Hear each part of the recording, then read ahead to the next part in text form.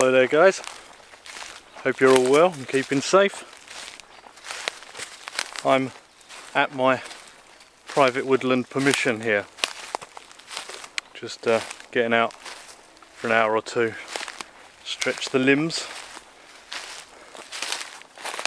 It's extremely nice here because I know I'm not going to run into anyone. Thought I'd just have a little walk around. There's been a lot of fly tipping while everything's closed down, so if we'll check up on that. I've got a trail camera down here, have a cup of tea and all of that. So I thought I'd take you with me, have a little walk through this woodland and get to know it a bit better with me. Because this is only about the 4th time I've been here, I think. And it is so different from just a couple of weeks ago. Everything has grown in. We had the woodland anemones before were just blanketed everywhere, and they're slowly disappearing and being replaced with the bluebells, which are just beautiful. All these bluebells here are a sign that this is an ancient woodland, or one of the many signs of this being an ancient woodland. Apparently they take quite a while to spread out to this degree. Hopefully you can see them in the background there.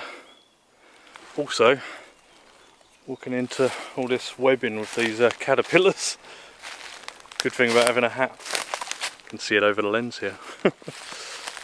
So yeah, I thought we'd have a walk around and do a little identification and just enjoy the time out here. Hopefully you'll enjoy vicariously the outdoors.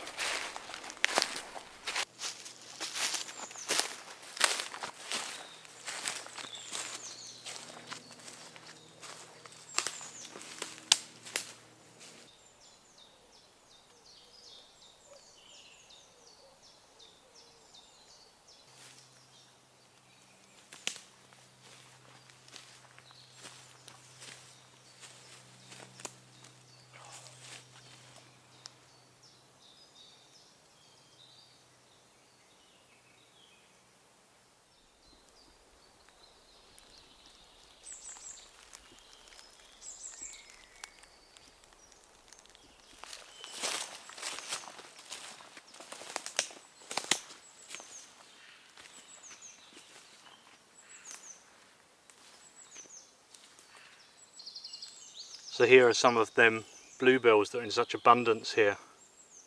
Now I believe in the UK we have the native ones and Spanish ones, which are invasive and have taken over a bit.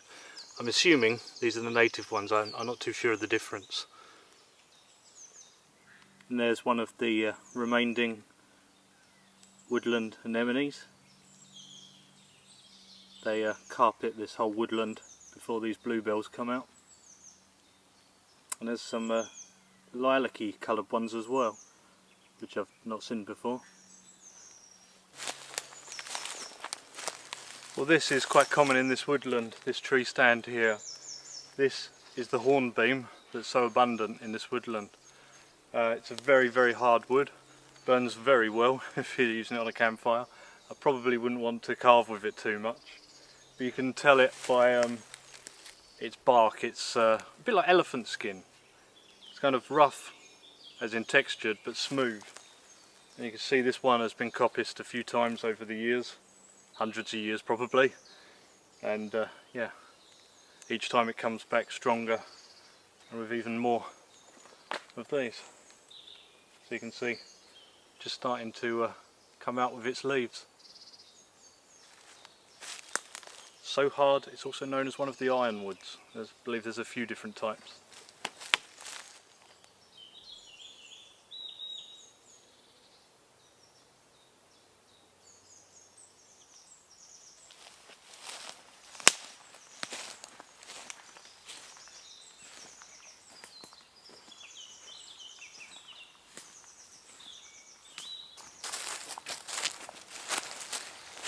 You can really start to see the bracken coming through now. There's a lot of this up the other end of the woodland, and that's probably going to come in handy when I start doing shelter building after the kind of isolation period. Some people eat these as fiddleheads. Don't think it's really done in the UK. You have to be careful because I think all of them are slightly carcinogenic, but some are worse than others. I believe the Asian ones. But yeah, this should be blanketing the other side of the woodland very soon.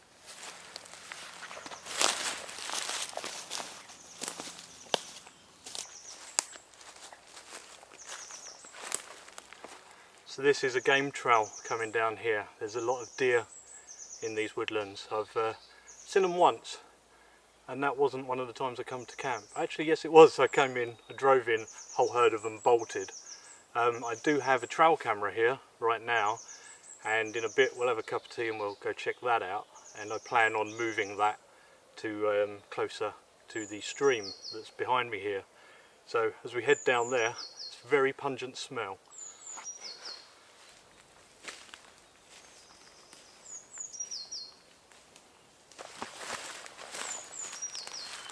As you can see down by the river here, this is what's causing all that smell. These are ransoms. So you've got these quite broad, long leaves, and these are the flowers. So this is wild garlic basically. Most of the flavour is in the leaves rather than kind of the roots, the bulbs. But it's delicious, it's delicious. While I'm here I'll probably collect some to take home with me. But yeah. Very abundant down by the stream here. I believe it likes quite moist, wet conditions, and sometimes this river does break its banks all along here. So yeah, wild garlic ransoms, abundant.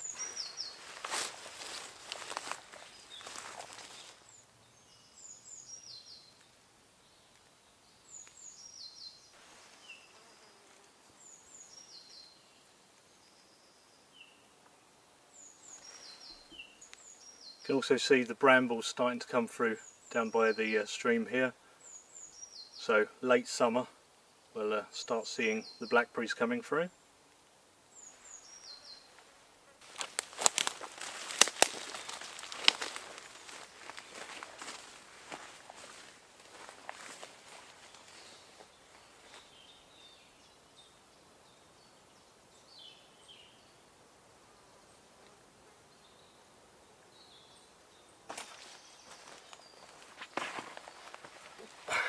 So down here by the stream front, a little precarious on the bank here, we've got nettles. Nettles obviously you can use for teas and soups.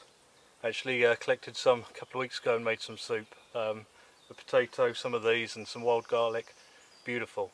It's easier to do at home because it kind of needs blending. I suppose you could pestle and mortar it, but yeah, so that's your nettles. You can take the tops by plucking upwards because the little thorns or hairs that sting you point downwards, or point upwards, if you know what I mean. So you don't get stung just by picking off the top 4 leaves, and that's what you'd use for food. Now if you take the rest of the stem, you can make cordage, which I'll probably be doing as soon as these are a bit longer. Also down here we've got something that looks a lot like a nettle, and that's Jack by the hedge, which is like a mustard garlic. So another edible there as well, a bit more subtle than the wild garlic that's everywhere here, and walking through it really kicks up that smell. The stream here, I don't know if it has crayfish in or not, but very soon I do want to try and make a trap here with the natural materials and give it a go. There's a pond nearby that I can try it in as well, which I hear has some in. Here you can see the yellow flowers of the primrose, still some about. I've seen people make primrose and dandelion honey by boiling them down with some sugar and water. Not something I've tried myself, but yeah, the flower is edible on that. I have to try it one day.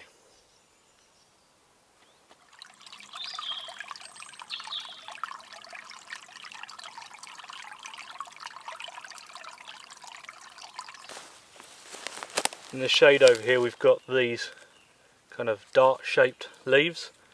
Now when wild garlic's coming up, they can look very similar, except these I think are lords and ladies. They sometimes have blotches on, so I could be mistaken, but they're not edible. They're not exactly poisonous, but near enough. I believe you can dig up the roots, boil and process them, and they can be an edible starch, but the leaves and that definitely not.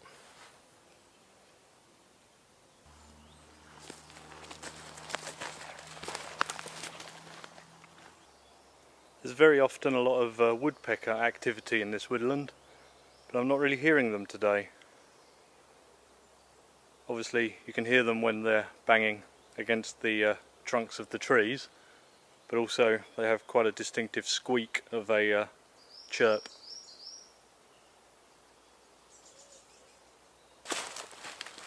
Well, I didn't know if there's any of this in here. This one you'll probably know from when you was a kid. It's a sticky weed, or sticky willy we used to call it.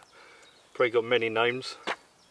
But yeah, you used to throw it against your friends and it would attach to the clothes. These are edible as well. Just like with nettles, once they're boiled down, the fibres break down, which cause it to be sticky. But yeah, I put that in my nettle soup the other week that I made with the wild garlic and the nettles. Very nice indeed. And now it's sticking to me.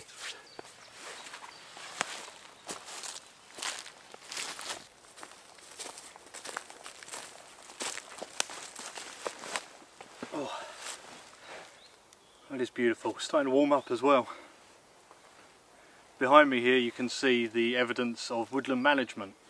I've talked on the channel a bit about woodland management in the past, and it's a bit of a foreign concept I think for some foreign countries. We don't have much in the way of woodland here in England, and all of it's private. It's all owned either by kind of charitable organisations, trusts, or privately held like this one. These woodlands, they get managed, they've been managed for a couple of thousand years really, all of them. And that involves coppicing, which is chopping back like this hornbeam, and then it will regrow stronger and with more trunks each time. Clearing these rides and paths, and clearing invasive species, things such as sycamore. So that's what kind of woodland management looks like. So people walk into woodlands sometimes and they see things like this, and they think it's a bad thing, but it's not. It keeps the woodland going, it thins it out and allows trees to grow bigger, gets rid of invasive species, also you're getting rid of diseased trees and things as well. So this hasn't been that managed over the last few years, and I'll probably be taking down, thinning out a little bit of it when I do some shelter building. You'll be guaranteed to see some comments from people uneducated telling me how bad it is to cut down trees.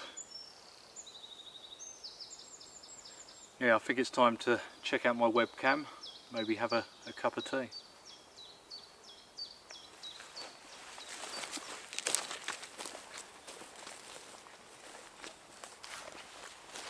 Don't know what this pink flower is, to be honest.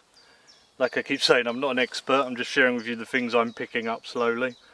I thought from a distance it was the foxglove starting to come through. That's generally pinky purple and very tall tripod, but it's not that. So maybe I'll have a look when I get home. If not, you can let me know in the comments if you know.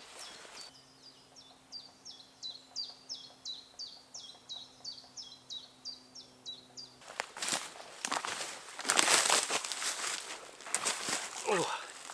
Well, here we've got a fallen dead birch tree, silver birch. Possibly because of the amount of this honeysuckle strangling it, pulling it over. You've seen me use this lots if you watch the channel. Birch will rot down very quick once it's dead, and on the floor you can see how punky this is here. You can make some char punk wood out of that. But the bark is one of the most useful things of the birch.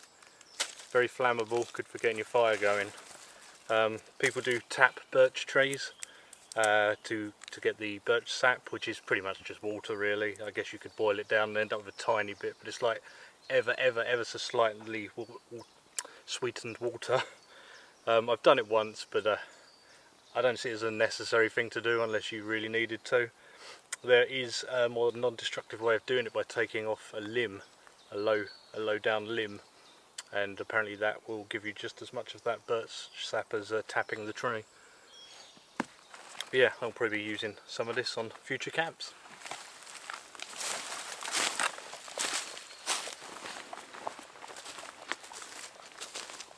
Here you can see one of my trail cameras.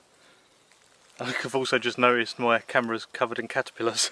But yeah, I've got this pointed over at this sapling over here because there's a lot of deer prints and the bark being stripped off it, so they clearly like this spot.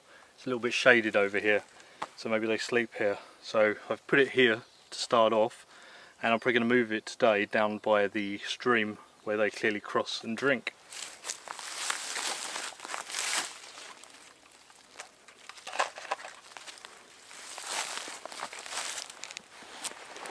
Right.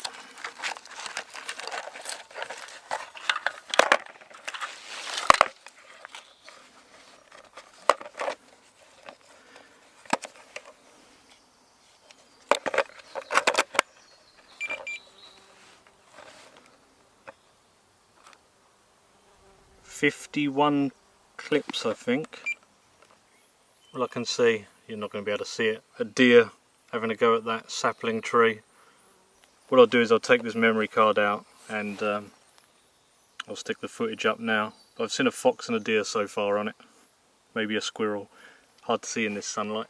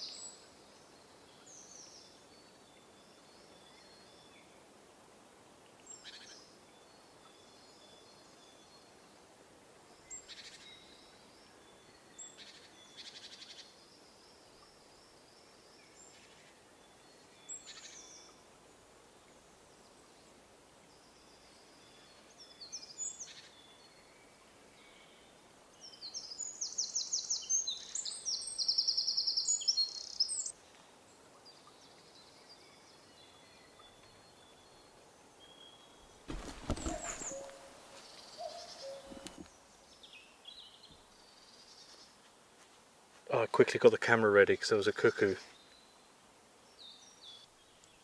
can see these little blighters getting everywhere. You can't help but walk into them.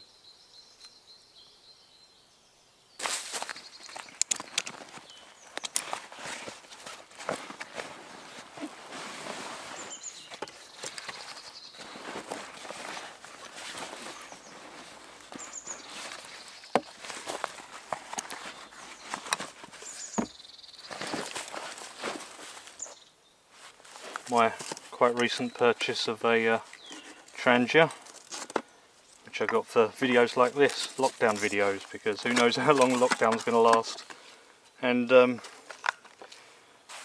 could be quite likely that there will be more.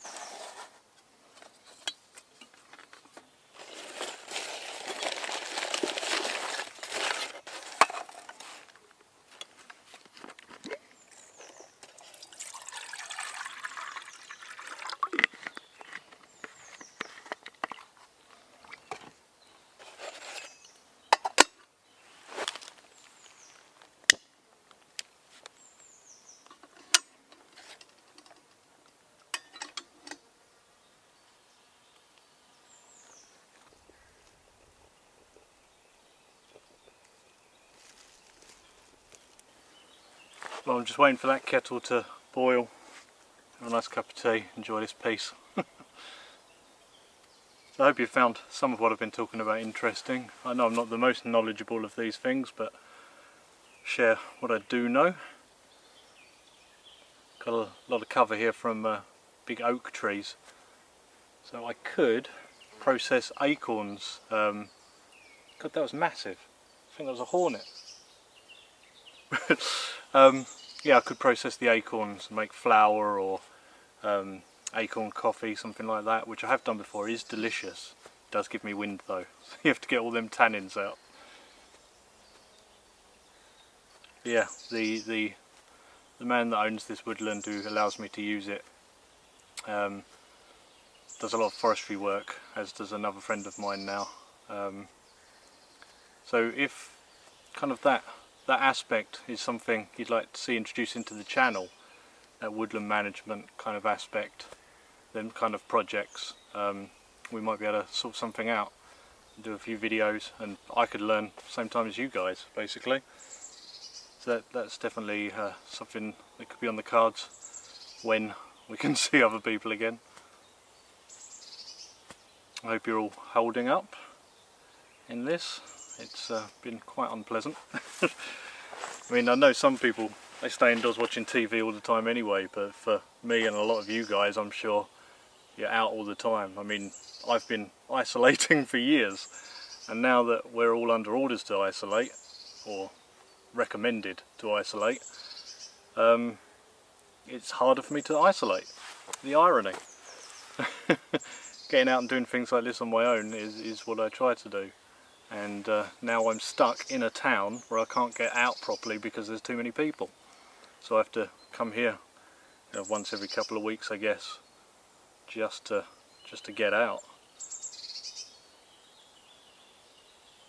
It's taken quite a burden on the channel. You probably heard this from other YouTubers, but views and revenue plummeted. This is my only income now, as all my spring and summer work has just gone, basically. This is me. I am not going to e-beg, but I do have a Patreon if you're interested in supporting the channel, because these coming weeks and months are going to be quite difficult.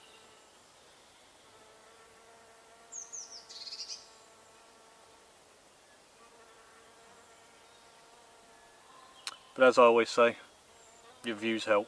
Keep watching. I'm not going to ask anyone to support on Patreon who cannot, especially during these times.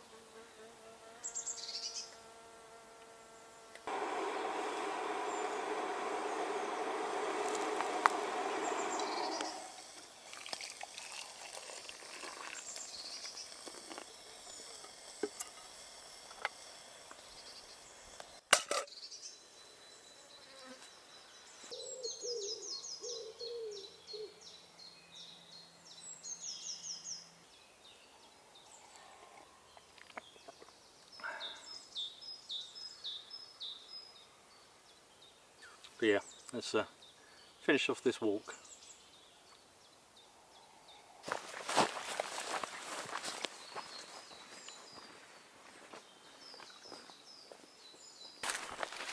Right, I'm making my way back down to the stream with the trail camera. I've swapped over the SD card, and I know I saw a spot where there was a lot of deer prints where they go down to drink, and probably cross as well. So it's going to be a little harder to find that now it's so dry, but I'm sure I'll manage and put this up, and we can get the animals taking a drink. Oh, these caterpillars are everywhere. So you guys are basically seeing what I'm seeing now. This little trail goes down to the stream. Don't mind the tyre. That was a part of a damming project. It stops flooding going on further down the river. So it's not just here as rubbish. But the waters break free a bit. We had 6 months of nothing but rain, so that was a part of that.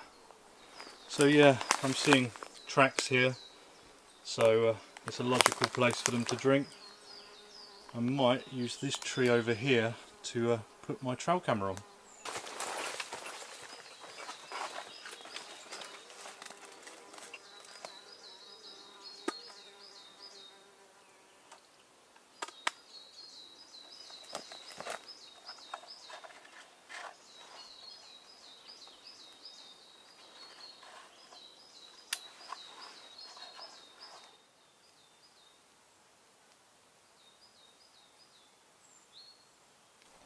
I didn't know any of this was here, but this looks like hawthorn to me.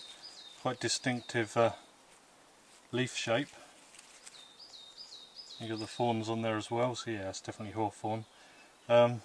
These leaves you can eat when they're fresh in the spring. Don't taste of too much. Kind of like rocket, I guess. Yeah, that's your hawthorn. So we'll have hawthorn berries at some point as well.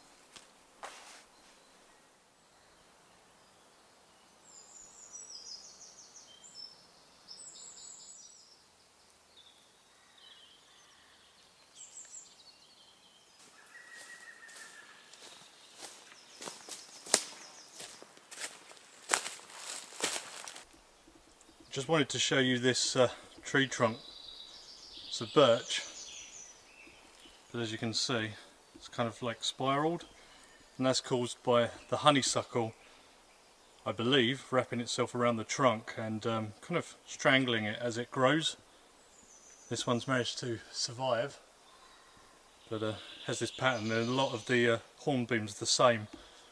And yeah, I'd like to find a bit that is nice enough to carve a walking stick from, with this shape to it. Here you can see what I mean, where it's wrapped itself around this bit of hornbeam. This one doesn't seem to have been affected.